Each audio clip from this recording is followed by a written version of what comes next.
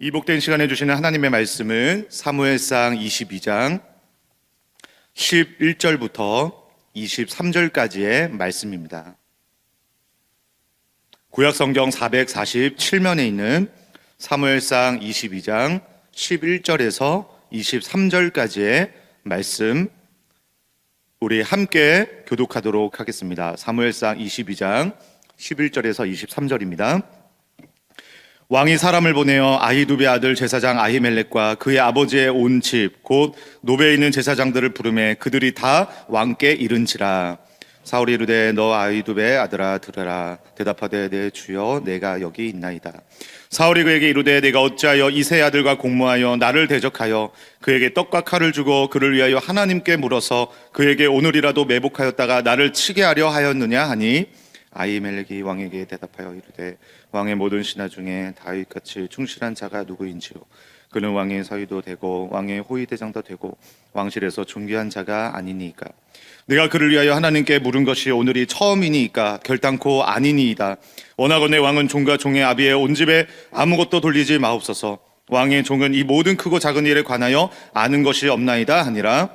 왕이 이르되 아히멜렉아 네가 반드시 죽을 것이요 너와 내 아비의 온 집도 그러하리라 하고, 왕의 좌우의 호위병에게 이르되 돌아가서 여호와의 제사장들을 죽이라. 그들도 다윗과 협력하였고 또 그들이 다윗이 도망한 것을 알고도 내게 알리지 아니하였음이니이다 하나, 왕의 신하들이 손을 들어 여호와의 제사장들 죽이기를 싫어한지라.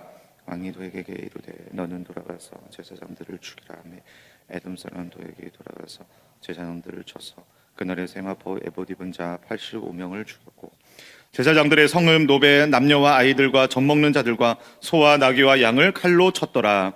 아히두베의 아들 아히멜렉의 아들 중 하나가 피하였으니 그의 이름은 아비아달이라.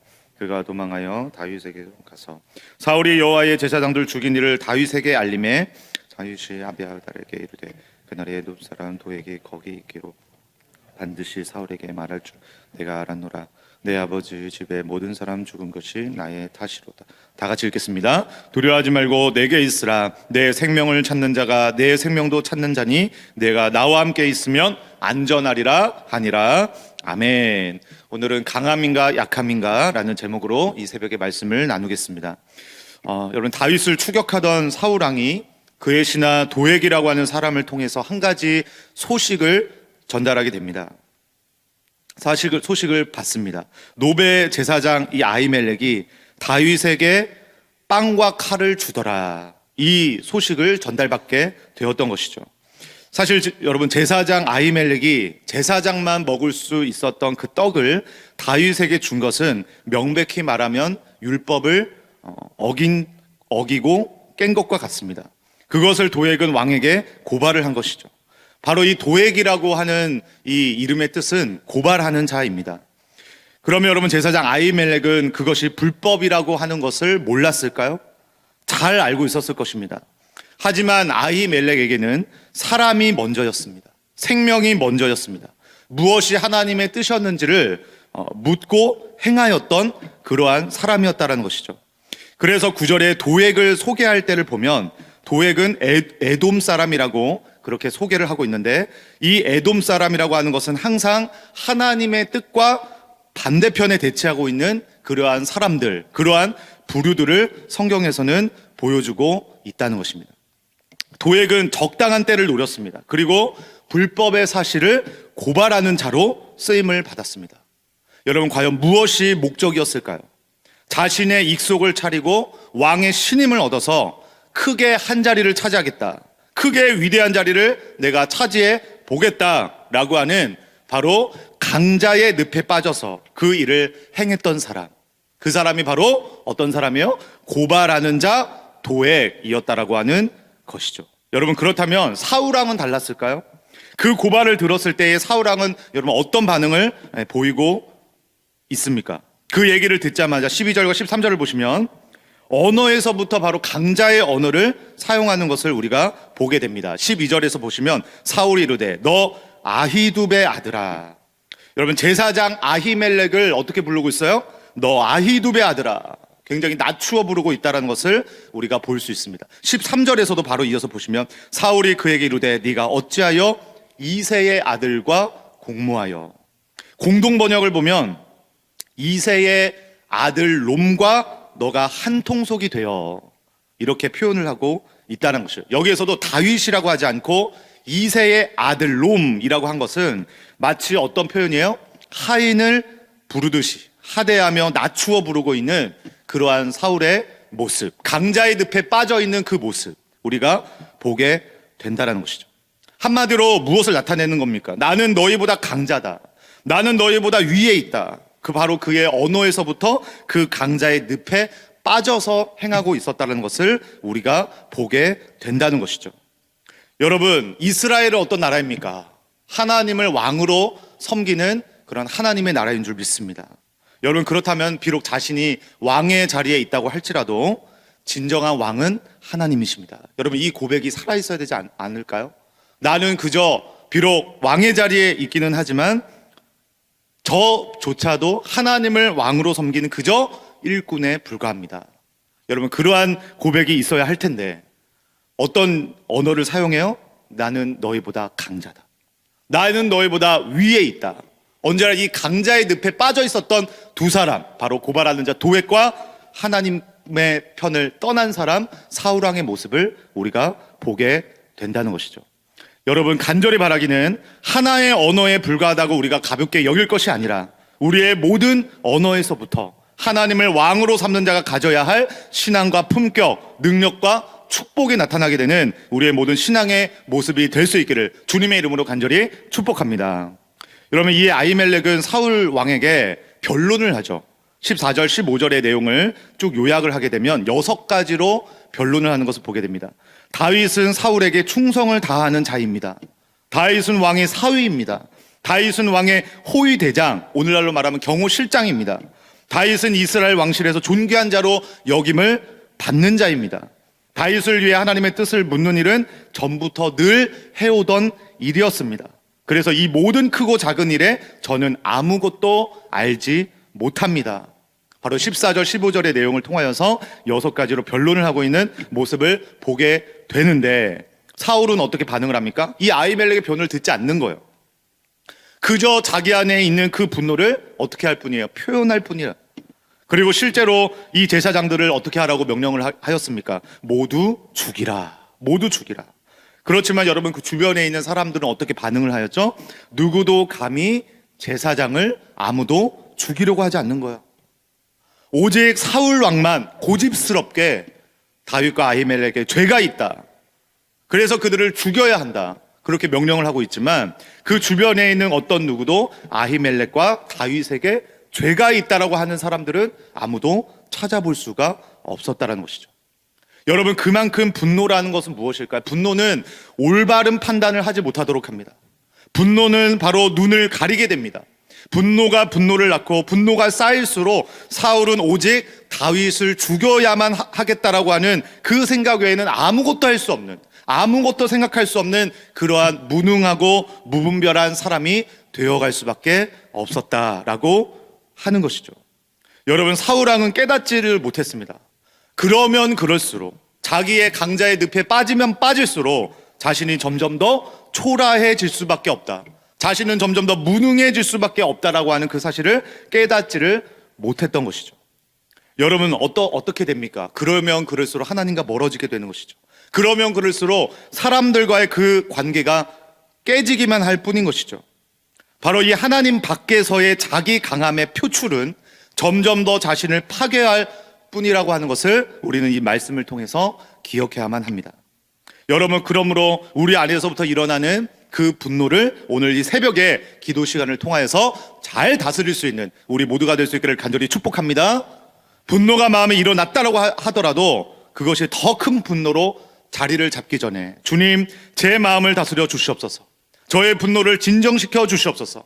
저의 강함 자체가 왕이 되고 제 강함 자체가 칼이 되어서 누군가를 상하게 하지 않도록 나를 붙들어 주시옵소서. 여러분, 그러자 사울은 누구에게 명령을 하게 됩니까? 다른 어떤 사람도 그거에 대해서 동요를 안 하고 동조를 안 하니까 결국에는 또 고발하는 자 도액인 거예요. 자기 강함을 무기로 세우는 자 도액밖에 없는 거예요. 그래서 여러분, 이 사울과 도액은 뭐가 맞아요? 이익 관계가 맞는 것이죠. 그래서 어떻게 되었습니까? 결국에는 세마포 에봇을 갖추어 입고 서 있는 85명의 제사장들을 전부 다 단칼에 어떻게 돼요? 죽이게 되죠. 여러분, 그리고 이 제사장들이 살던 성읍인 높 성읍의 모든 남자와 여자, 어린아이와 젖먹이, 소와 나귀와 양들을 닥치는 대로 죽여 그 성읍을 완전하게 다 진멸시켜 버렸습니다. 여러분, 정확하게 오늘 본문 말씀에서 진멸이라고 하는 그 단어를 사용하지는 않았지만 19절에 나오는 이 엄청난 학살을 보게 될 때 우리는 완전한 진멸이었다, 이렇게 우리는 볼 수밖에 없다는 것이죠. 여러분, 원래 이 진멸이라고 하는 표현은 하나님께서 이스라엘에게 명령하셨던 표현입니다. 여호수아에게 가나안을 점령하라고 하실 때 뭐라고 하셨어요? 진멸하라. 마찬가지로 사울 왕에게도 이 명령을 동일하게 하셨었습니다. 아말렉을 진멸하라. 그런데 여러분, 사울은 어떻게 했습니까? 진멸하지 않고 자기의 눈에 좋아 보이는 것을 남기게 되고 빼돌리게 되는, 바로 문제가 바로 여기에서부터 시작되었다는 사실을 우리는 알 수 있다는 것이죠. 마땅히 진멸해야 할 것을 진멸하지 않으면 어떻게 된다? 진멸하지 말아야 할 것을 진멸하게 된다. 마땅히 진멸해야 할 것을 진멸하지 않으면 진멸하지 말아야 할 것을 진멸하게 된다. 이 사실을 오늘 우리가 이 말씀을 통하여 보게 되는 것입니다.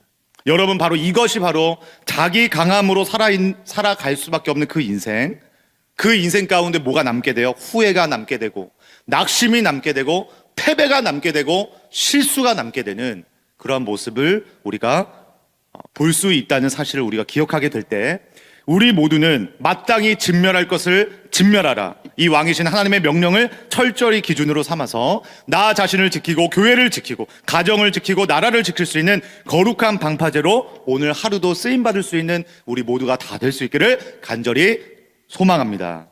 여러분, 결국에는 진멸하지 말아야 할 그 제사장 85명, 그 가족들과 가축들을 모조리 다 죽이고 딱 한 사람만 살아남아요. 딱 한 사람만 도망을 가게 되는 것이죠. 제사장 아히멜렉의 아들 아비아달 그 한 사람만 살아서 다윗에게 도망을 갑니다. 여러분, 이것은 단순히 가장 힘이 될 만한 사람을 찾아서 도망을 갔다라는 것을 보여주고 있는 것이 아닙니다.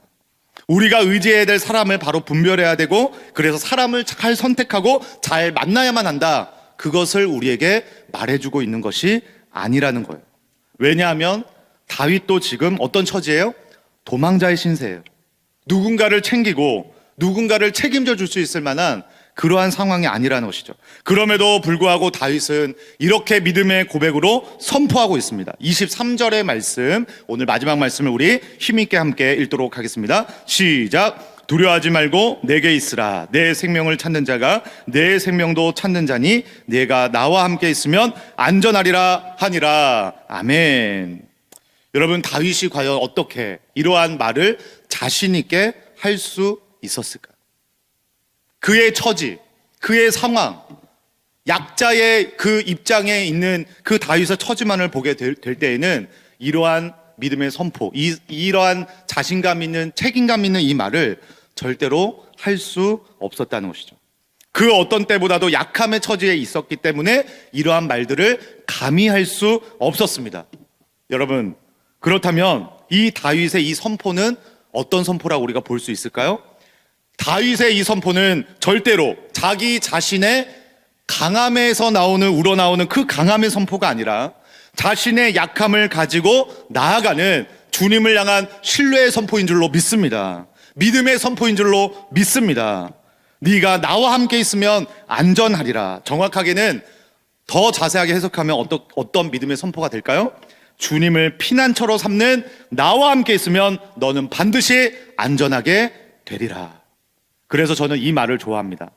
하나님이 없어도 되는 강함보다 하나님이 없으면 안 되는 약함이 강한 줄로 믿습니다.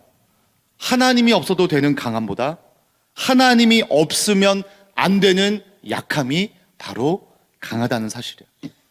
오늘도 하나님이 없이 나의 강함을 붙잡고 사는 것에 만족하는 도액과 같은 모습, 사울 왕과 같은 모습, 그것이 바로 우리들의 모습이 아니라 하나님이 없으면 안 되는 나의 약함을 붙잡고 그 약함을 통하여 하나님의 강함을 바라보게 하여 주시옵소서. 그래서 세상의 모든 강함의 어리석음들을 부끄럽게 하여 주시옵소서. 그런 복된 믿음의 선포, 믿음의 고백을 가지고, 이 신뢰의 고백을 가지고 승리를 선포하는 오늘 한 날이 될 수 있기를 주님의 이름으로 간절히 축복합니다. 아멘. 기도하겠습니다. 사랑의 주님, 오늘 새벽에도 약할 때 강함 되시는 주님을 바라볼 수 있게 하시니 감사합니다. 세상의 강함의 논리와 늪에 빠져서 고발하는 자, 분노하는 자, 또 하나님이 없는 도액과 하나님을 떠난 사울왕과 같이 그렇게 우리의 인생을 경영하지 않도록 중심을 붙잡아 주시고, 약함의 상황에서도 주님을 피난처로 삼는 자가 누리는 이 안전함과 성령의 능력을 경험할 수 있도록 다윗과 같은 믿음과 신뢰를 우리에게 허락하여 주시옵소서. 하나님이 없어도 잘 되는 인생을 꿈꾸는 것이 아니라 하나님이 없으면 안 되는 약함 가운데 주님의 강함을 강하게 붙잡게 하여 주시고, 일어나 승리를 선포할 수 있는 우리의 모든 몸과 마음이 다 될 수 있도록 역사하여 주시옵소서. 우리 안에 잘못된 분노가 쌓이지 않게 하여 주시고, 주님의 명령을 따라 마땅히 진멸할 것들을 진멸하게 하여 주시고, 언어에서부터 모든 행동에 이르기까지 주님의 기쁨과 영광이 될 수 있도록 우리의 몸과 마음을 붙잡아 주시고 동행하여 주시옵소서. 우리의 피난처가 되시는 예수 그리스도의 존귀하신 이름으로 간절히 기도드리옵나이다. 아멘.